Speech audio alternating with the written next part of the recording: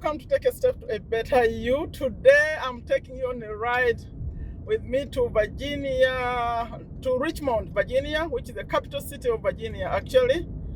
And today I may not show up on camera. I have to tell you what I'm recording today, I don't even know yet. I know I'm driving, I'm going on a different matter, but I decided to take my camera and show you some of Richmond, Virginia, a historical city here in Virginia, the capital too. So I'm going to be recording a few things I see interesting. I don't know yet, but just know that some things are coming. You have to watch this video to see what I captured because I don't know yet. I just know I decided I wanted to show you this. Now I'm on I-95 South. I haven't joined it. Okay, I'm about to join it. I'm in the ramp. I'm about to join it.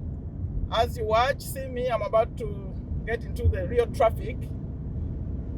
This is I-95 South, for those of you who are familiar with Virginia. And now, the driving starts. So this is a good time because there's not too much traffic, as you can see. Maybe I'll record a little portion when we're heading back. At that time, I think it will be more traffic. So I'm going to drive maybe 2-3 minutes, then I'll stop it. I'm going about 70 miles per hour. These are not kilometers, they're miles. Okay, so watch it a little bit. I'm going to at some point stop and then focus on this driving. In fact, I'm right on time to get to my appointment. So when I'm speaking, I'm not driving the full speed. So after I stop talking, then I'll speed up my driving. Leave a comment for me if you like this kind of videos, driving on highways. I could take you on another interesting road going to Washington, D.C. because it switches like from 95 to 395 to 495.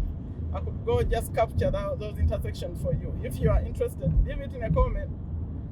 I'm doing this again because in the recent videos, some people said they like this kind of videos, so I said let me record while I'm going. So again, I don't know what you're gonna see next yet because I don't even know myself yet what I'm going to see. But believe me, I'll show you some interesting things. Mostly maybe the city, like what it looks like. I haven't been there in a while. Okay, so now if you see like the signs in America, they look like, if you haven't been to America, those are the signs. Like this one is saying you're going to Dumfries, the other one Manassas. That's how they show the exits. That's how you choose where to go. Okay, now I'm speeding up, and that means I'm about to stop talking. I'll record some more on my way back. So the way this is going to be, today I'm not showing up on camera at all. I'll just show you the places. Okay, this is the beginning. Then I'll show you Richmond, some places, then on my way back, and that's it. Okay, thank you for watching this bit. I'll wait for some more. What I captured is coming next. Thanks. Hello, this is a fun segment. It's something new actually. I would like to hear your opinion about it when you're done watching it.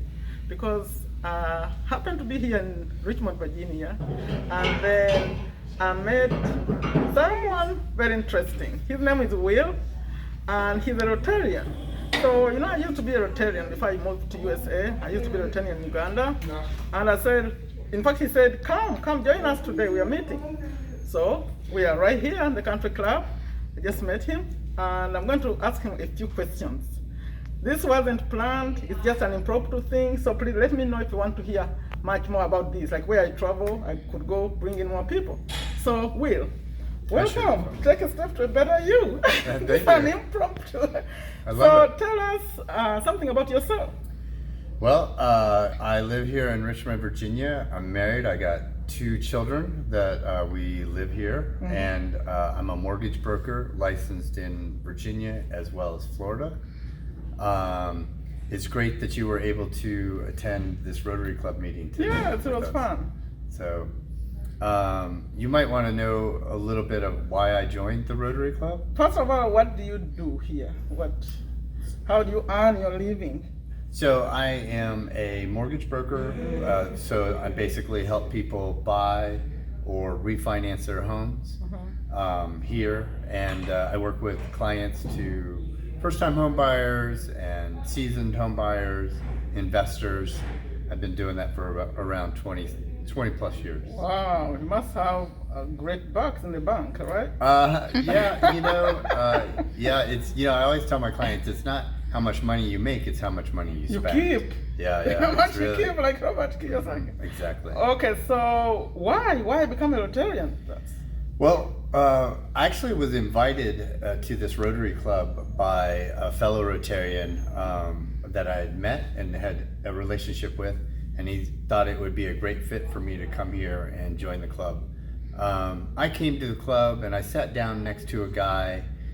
He was about 90 years old, and he actually passed away about a year or 2 years ago. But he had 60 years of perfect attendance. So we meet every week, and he had been able to show up to a Rotary Club every week for 60 years. Wow. And so that's commitment, that's self-development, self-discipline. Yes, that's so important. And seeing somebody like that, it just made me realize that I wanted to understand more about why somebody would be so committed to a group of people, a group of individuals in a social club. And what I realized or learned was at the end of the meeting, our club is a singing meeting, so we sing. Singing? Yes, you missed out on some of the singing. So we sung a couple songs, and then we said the Pledge of Allegiance because we're here in the U.S. And at the end, then we eat together, so we share food, right? And then we have a speaker, and then at the end of the meeting, we had this like four-way test, as they call it. And the four-way test is really like, is it the truth? Is it fair to all that's concerned? Will it bring goodwill, and is it beneficial to all that's concerned?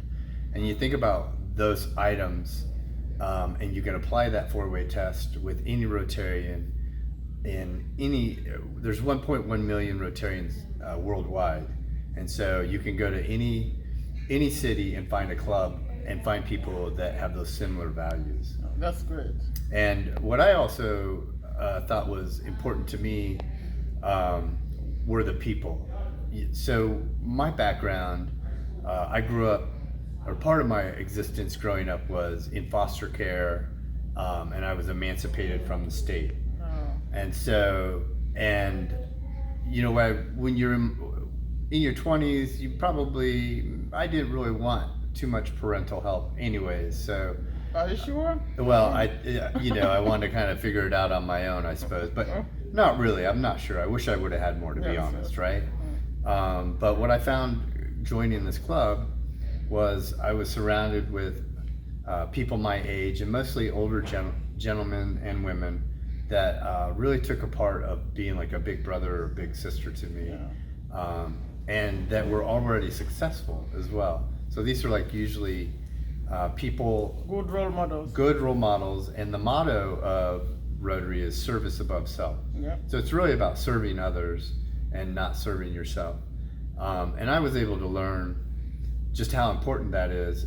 I already knew the importance of serving others because I was part of like the Ronald McDonald House, where we would make meals for parents who had sick children, so they didn't have to go to McDonald's to buy a Happy Meal or spend $20, $30 to go eat out at lunch. That's so nice. So we would just make bag lunches for them so they could stay with their children in the hospital. That's great. And so my Rotary Club, we were able to like donate some money to them, and that's our money because we give the money, right? That's the reason why I decided to talk to you today, because I know Rotarians are always about helping and serving and supporting. Yes, I said this goes with my message, or take a step to better you, make your life better. But as you do that, something you mentioned before you started putting this on camera about could you talk some more about your childhood, like the younger age, like at the beginning? Well, I grew up in Nebraska.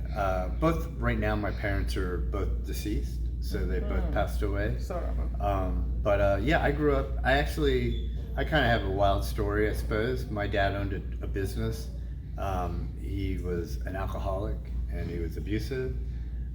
So that made life challenging to be at home, right? Yeah, yeah. I was the youngest of 5 children, and basically at age of 15, my older sister and I were placed in foster care due to circumstances at home.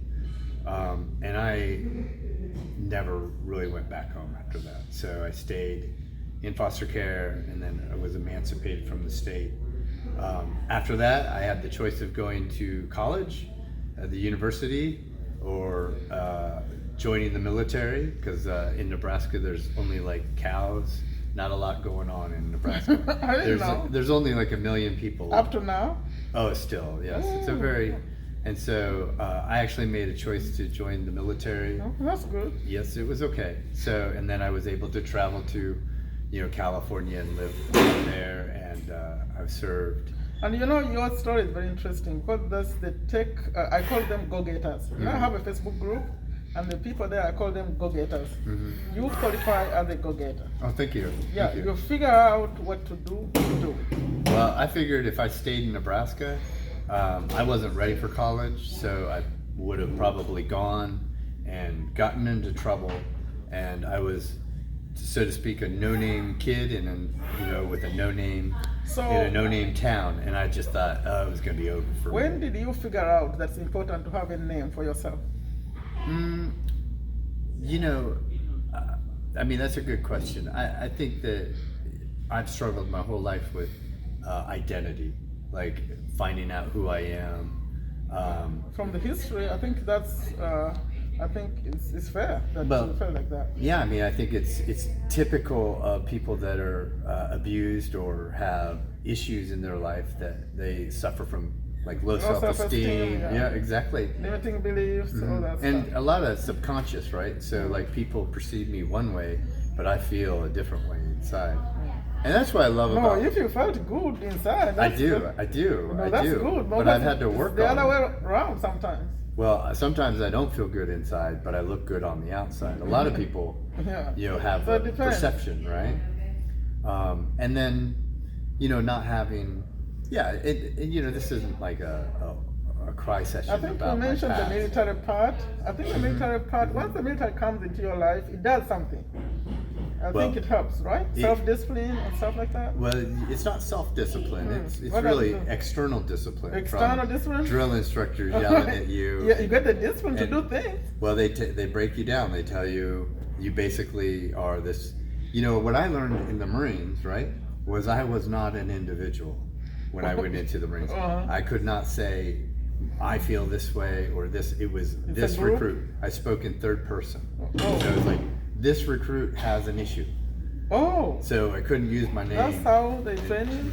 And so because we were all a unit, we worked as one, right? And so if one fails, we all failed, right? So if one guy did something incorrectly, we would all have to do push-ups. And so encourage each other. I think team effort.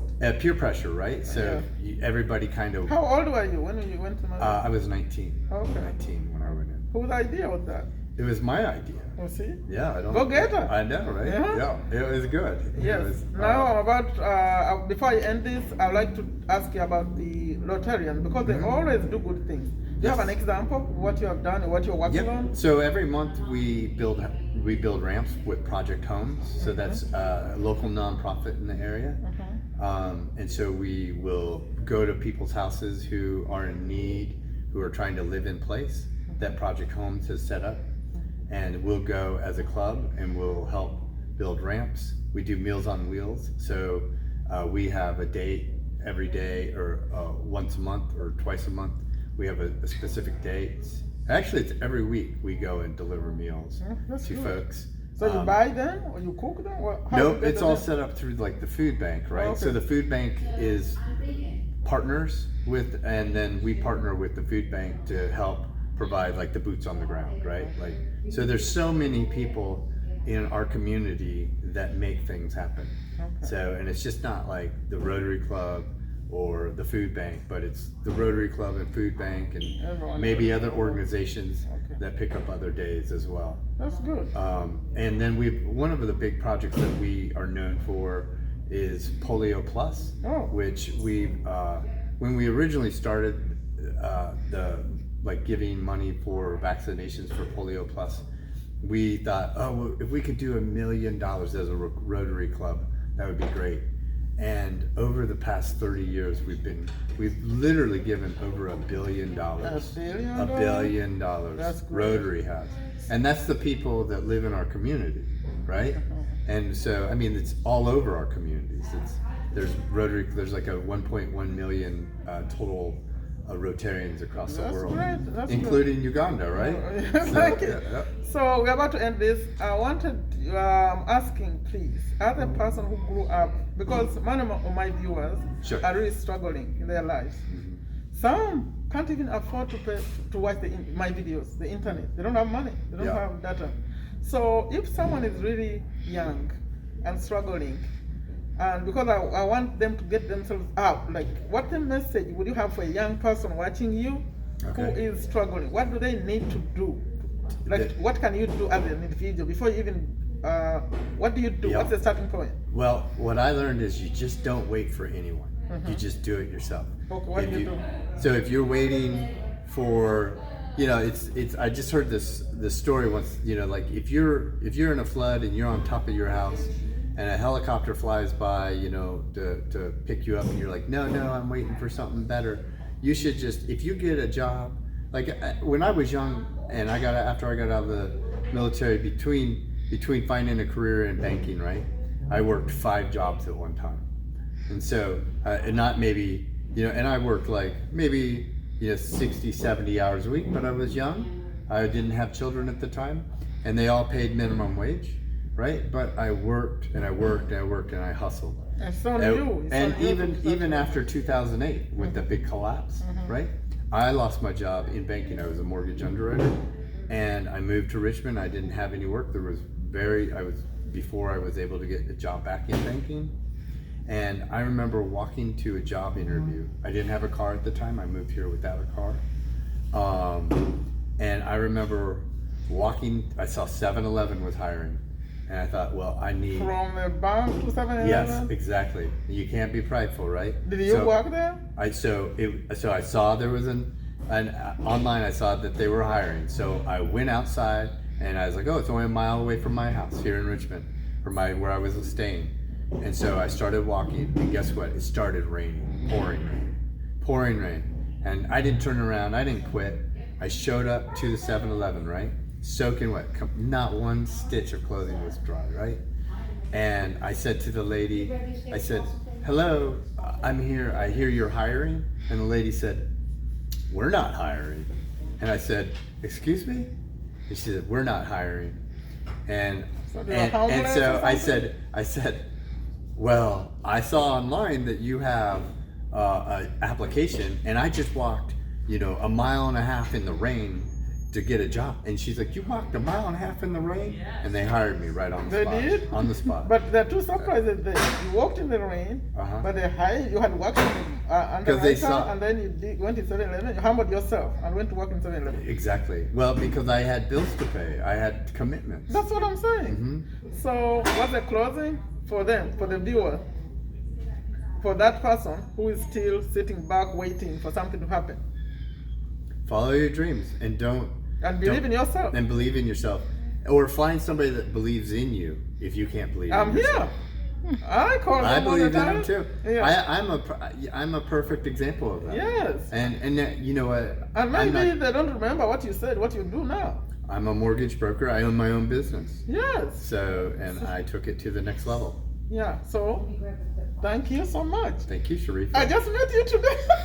I know, it's great. It's interesting. Thank you so much for watching this section. Please leave a comment for me. What do you think? I'm encouraging him. You know me. If you're watching me, I always encourage people. I'm asking him to start his own YouTube channel. So soon, you'll see me mentioning his channel. Yeah. So anyone who think about buying a house in the USA or anywhere you are, by the way, it doesn't matter. Even if you are international, right? Florida. A lot of international people. International people are like Patrick. Oh, yeah. So anyone who wants to buy a house, let's first put his channel up. I will. I'll put in my Facebook group. Then we'll have the connection. So we're gonna see Will again somewhat soon on my channel. Thank you so much for watching this one. Let me know what you think. Now I parked my car because I saw the NBC television station here in Richmond, Virginia. So I said, let me take an image and show you what it looks like. But I'm far across the road. I don't know if you can see that number 12 there. That's Richmond, Virginia, NBC television station. Okay, I stopped my car just to give you this shot. Give me a comment if you like that. I booked to, I went actually inside here. I talked to them. I said, how can someone tour this kind of station and say, oh, you call and make an appointment? They gave me a card. I said, at least I record this one. I'm across the road. Okay, thank you for watching it. Okay, here I'm driving a little bit in Richmond, Virginia, heading to what they call Main Street. I haven't seen it, so I'll show you Main Street when I get there.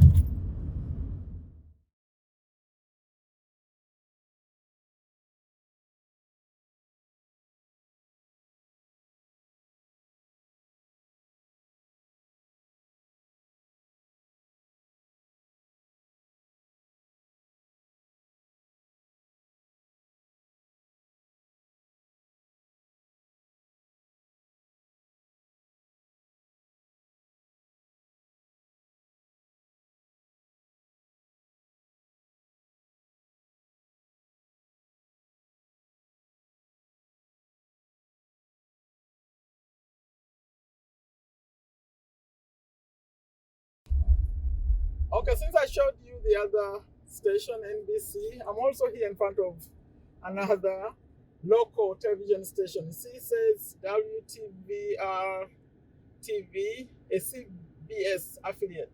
You know, in Washington, we have another local channel called CBS. So this one is Lafayette, it looks like. Number 6, the South First television station. I think if you're from around Richmond, you appreciate this one. Okay, just showing you what's happening in Richmond. It's also new for me. I had not seen this. I didn't know about this. Okay. Thank you for watching it. Okay, I've stopped by here to show you. You know, in Virginia or anywhere in the United States, everyone must have an identity card. So, identity card, or sometimes when you have, not all the time, when you have a driver's license or driving permit, driver's license, you don't necessarily need an identity card. They look similar actually. So your driving permit or driver's license acts as your ID. So this building here I'm showing is where everything starts for Virginia. So locally we have like small branches for DMV. It's called Department of Motor Vehicles. That's where you get your ID. That's where you register your car or vehicle. That's where anything to do with identification happens with these people. In fact, I'm excited to be, because normally I talk to them on the phone. Like anything requiring headquarters, you call them here. So this is Virginia, Richmond, Virginia, the headquarters. That's the building in charge of those basic records, identity card, registration of vehicles. These days they connected it with immigration actually. Before you can get any ID or anything, they have to connect with to make sure you are here legally. So it's a very, very important building. You have a ticket, or they think you're not fit to drive, or everything originates from this building. If you are in Virginia, if you're watching this and in Virginia, this is the headquarters of all those DMV offices you see locally. The bosses are over here. Okay, that's what I wanted to show you. I couldn't get so close. I wasn't so sure about security. These are government buildings. So I'm shooting this from the parking lot. Okay, that's it. Thanks for watching it. Okay, now heading back home from Richmond, Virginia. I'll show you just a little bit on my right. I'm on I-95 North. Remember, I started my journey on I-95 South. Now it's North. if you continue on it, it takes you all the way to, it changes at some point, but takes you to Washington, D.C. So where I am now, I'm about over 2 hours from Washington, D.C. I was hoping to show you the capital of Richmond, of Virginia, USA, where they sit, like the governor and the state senators and all that, but there was construction going on. They had blocked off the buildings, so I tried many ways, but they blocked off entrance. So maybe when I come back another time, let me just. Please leave a comment for me. Do you like these rides, or they bore you? When I show you, I'm just driving around. But if you like more of them, I can record more of them for you. Okay, I'll continue maybe another minute and then I'll cut it off. You see this video the following day. It will be, I'm recording it on Wednesday. No, I'm recording it on Tuesday. You're going to see this on Thursday. Okay? Thursday, June, I think it will be June 8th, 2021. Okay. Another minute and I'll say bye to you. Please leave a comment for me. I'm not going to come on camera. This is the ending segment. I'll say take very good care of yourself. Take very good care of your families. Take very good care of your health. Please leave a comment for me, like the video, share if anyone wants to see about Richmond, Virginia. Take a step to a better you. Bye-bye.